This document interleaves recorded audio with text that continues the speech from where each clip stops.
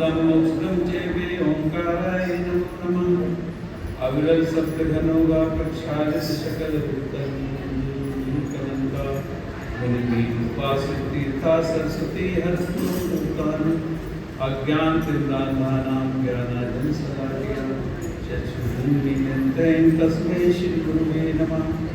श्री परम गुरुवे नमः। परंपराचार्य गुरुवे नमः। सकल कलत्रं श्रेयसा परवंदनं धर्मसंवदनं भव्य जीवावनाथोदितारण्यं साधु श्री शारद समुच्चय नाम संकर्ता श्री सर्वदेवास्तुदेवास्तुत्रं ग्रंथकर्ता राशि गंधर्व देवाकर वचनानुसार सांधाचार श्री कुलभद्राचार्य वासाटिका संचासी सुखसागर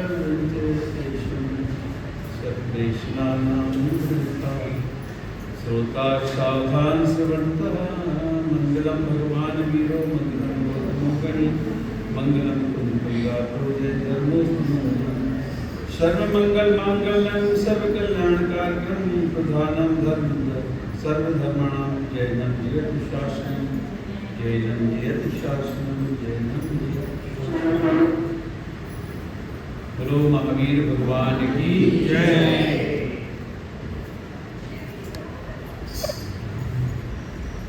आज धर्म का दूसरा दिन।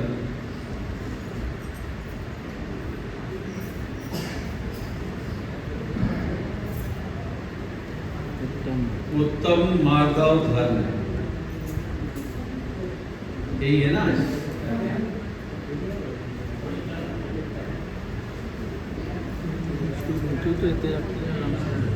माधव धर्म क्या है?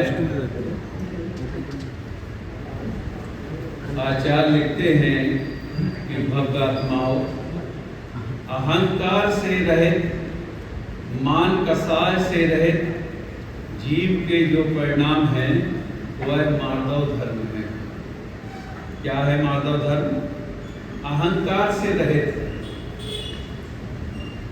मान कसाय से रहित जीव के जो परिणाम हैं वह माधव धर्म है। अर्थात नम्रता लघुता एक महान गुण है जिससे जीवन के प्रत्येक क्षेत्र में व्यक्ति सफलता पाता है। बहुत समझने वाली बात है। नम्रता लघुता एक महान गुण है जिससे जीवन के प्रत्येक क्षेत्र में व्यक्ति सफलता पाता है। जबकि अहंकारी सर्वस्व असफल हो जाता है। आचार्यों का कथन है कि लघुता प्रभुता को पाने का सरलतम सूत्र है। लघुता अहंकार भाव किसी भी तरह कल्याण का मार्ग नहीं है। अहं भाव तो दुर्गति का मार्ग है। जितने जीव परम शुद्ध सिद्ध अवस्था को प्राप्त हुए हैं वे माधव भाव को धारण करते हुए। मान कसाय से सम्मान नहीं मिलता। शिव तत्व का मार्ग स्वच्छ रखना है तो नमस्कार करना सीख लेना, नमन करना सीख लेना।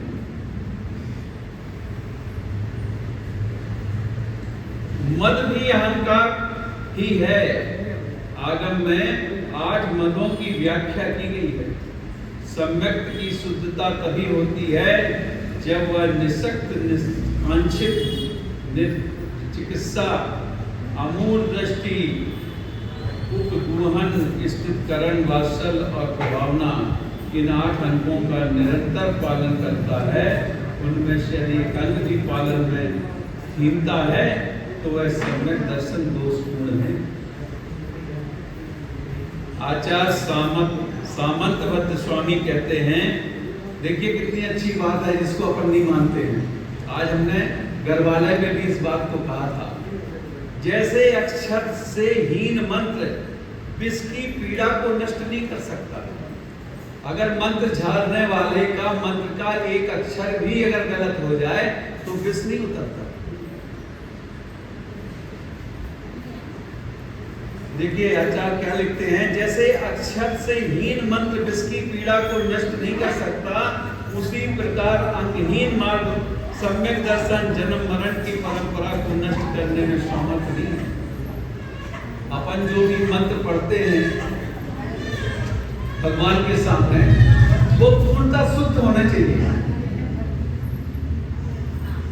अक्षर लपेट करके कह देना या उसका वो कर देना, ये ठीक है, परंपरा है, चल रही है, लेकिन आचार्य ने लिख दिया यहाँ पे कि अगर एक अक्षर भी अगर उसका गलत हो गया तो विस्मृत करता है, यानी उस मंत्र काम नहीं करता हूँ। इसलिए देख के पढ़ना चाहिए। इसी तरह ये 8 मत व्यक्ति को गोपात में डुबा देते हैं। अतः भगवान योगेंद्र देवसूर कहते हैं कि कोई व्यक्ति अपनी बलवान भुजाओं से गृहस्थी, धन, वैभव आदि रूपी सागर को पार कर यहाँ मुनि अवस्था तक आ गया, लेकिन मान कसाय कोई उस पात में आके डूब गया। वर्तमान में मुनि श्रावक दोनों मंच, माला, माइक के लिए अपना जीवन बर्बाद कर रहे हैं। गोस्पाद यानी गाय के खुर का बना हुआ गड्ढा। मनुष्यों स्पष्ट समझना, पूजा प्रतिष्ठा के इच्छुक व्यक्ति के अंदर मानव धर्म की गंध मात्र भी नहीं होती। क्या लिखा? मनुष्यों स्पष्ट समझना, पूजा प्रतिष्ठा के इच्छुक व्यक्ति के अंदर मानव धर्म की गंध मात्र भी नहीं होती। इसलिए आचार्य कुंद स्वामी ने अपने ग्रंथ में व्याख्या ग्रंथ में कथा 72 में 8 मदों के रहित व्यक्ति ही मानव धर्मधारी पुरुषोत्तम कहते हैं और अतः सामंत भद्र 8 मदों की व्याख्या करते हैं। ये 8 मद कौन कौन से हैं? इसकी व्याख्या की गई है। पहला आता है ज्ञान का मत,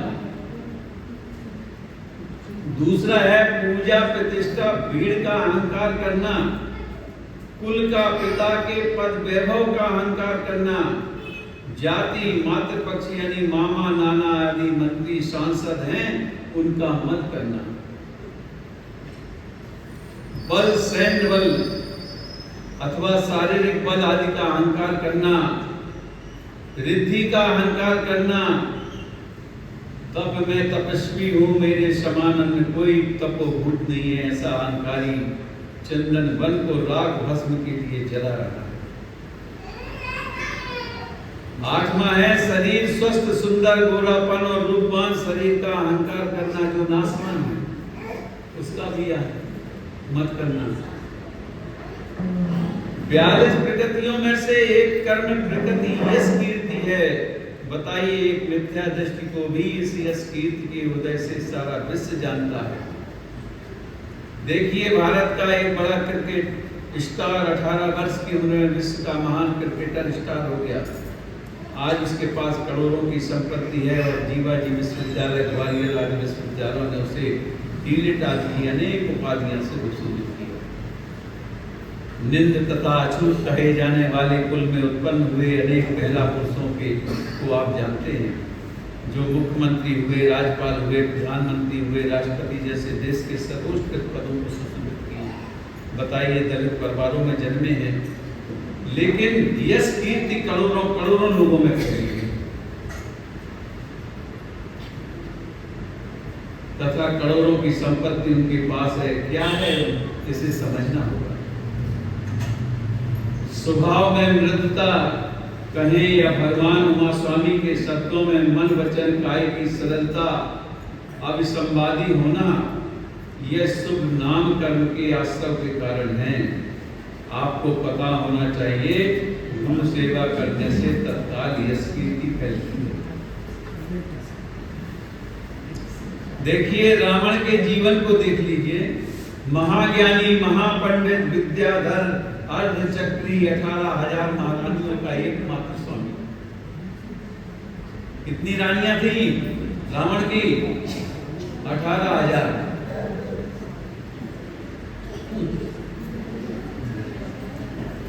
18,000 रानियों का एकमात्र स्वामी, अनेक दुर्लभ विद्याओं का स्वामी, भगवान शांतिनाथ का आनंद भक्त। लेकिन एक अत्यंत अल्प अपराध के कारण अधोगति को प्राप्त हुआ। सीता हरण के पश्चात उसके मन में कभी कभी यह भाव भी आता था कि सीता को वापस कर दूं, लेकिन राम को जीतकर इसी मान कसाय ने उसका सर्वनाश कर दिया। वह राम लक्ष्मण को जीत तो नहीं पाया, लेकिन सोने की लंका सहित समस्त कुटुंब का और अपना नाश कर गए। 18,000 महारानियों को विधवा करके चला गया एक स्त्री के राज में। इससे स्पष्ट होता है कि इसमें विद्याधर कुल का और अर्धचक्री पद का मद था, अहंकार था, जिससे उसे नरक में पटक दिया। एक बात यहाँ स्पष्ट कर दूं कि जिसने जो छोटा सा नियम अनंत वीर केवली का गंधकुटी में लिया था कि जो स्त्री मुझे नहीं चाहेगी मैं उसके साथ बालात भोग नहीं करूंगा, इस नियम पर वह इतना दृढ़ प्रतिज्ञ रहा कि स्वयं का और संपूर्ण कुल वैभव आदि का नाश होने पर भी लिए नियम में दोष नहीं लगने दिया।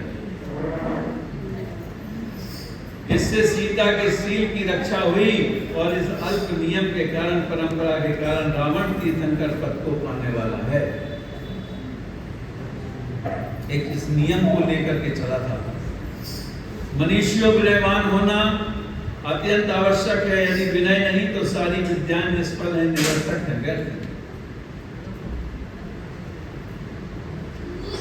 अब विनय कितने प्रकार की होती है, यहाँ आचार्य लिख रहे हैं कि विनय 5 प्रकार की होती है। कौन कौन सी? दर्शन विनय, सम्यक्तधारी की विनय करना, स्वयं की भी विनय करना, ज्ञान विनय, जिनवाणी की विनय करना। अपने यहाँ जिनवाणी ऐसी पड़ी रहती है, उठा के ऐसे डाल देते हैं और चले जाते हैं। सोचो थोड़ा सा,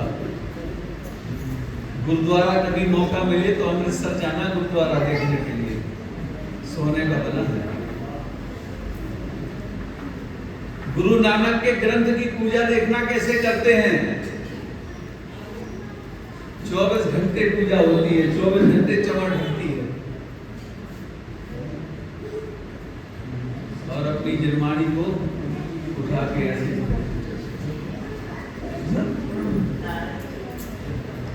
चरित्र की विनय, चरित्रधारियों की विनय करना, खुद के चरित्र का निर्विचार पालन करना, यह भी चरित्र विनय। तब विनय तपस्वियों की तथा 12 तपों की विनय, सम्मान का भाव, उपचार विनय, दीक्षा गुरु, शिक्षा गुरु, तप गुरु, ज्येष्ठ गुरु आदि को देखकर खड़े होकर हाथ जोड़कर उच्चासन देकर यथाउचित विनय करना। विनय रहित अभिमानी व्यक्ति अपने आप को सर्वश्रेष्ठ समझता है और दूसरों का तिरस्कार करता है, परंतु जब वह अहंकार के शिखर से गिरता है तो उसका सब कुछ नष्ट हो चुका होता है। रावण का उदाहरण तो आपके सामने है। आगम में ऐसे अनेक दृष्टांत भरे पड़े हैं। अहंकारी व्यक्ति ही दूसरों की निंदा करता है और अपनी प्रशंसा के सच्चे झूठे कुल मानता है। मान कसाय के जोर में सामने वाले के सद्गुणों को न कहकर मात्र दोषों का उद्बोधन करता है। समझिए बात को, कितनी अच्छी बात लिखी आचार्य ने कि अहंकारी व्यक्ति ही दूसरों की निंदा करता है। जो अहंकारी होगा वो दूसरों की निंदा करेगा और अपनी प्रशंसा के झूठे झूठे कुल मानेगा। मान कसाय के जोर में सामने वाले के सद्गुणों को न कह के मात्र दोषों का उद्बोधन करेगा। उसके अच्छे कार्य की तुलना नहीं करेगा। उसका एक दोष देख करके उसकी पूरी दोष उस पर मार देगा। मान कसाय के जोर से सामने वाले के सद्गुणों को न कहकर मार दोषों का भावना करता है। लेकिन आचार्य भगवान उमा स्वामी आचार्य तत्वार्थ सूत्र में स्पष्ट लिखते हैं कि वह ऐसा कहकर नीच गोत्र का ही बंध करता है। भक्तात्माओं, मोक्ष लक्ष्मी से मालामाल होना चाहते हो तो माधव धर्म में आ जाओ। मान कसाय का बुद्धिपूर्वक त्याग करके मान महाविश्वरूप करह नीच गति जगत में और कोमल सुधा अनूप सुख पावे प्राणी सदा। बोलिए उत्तम माधव धर्म की जय।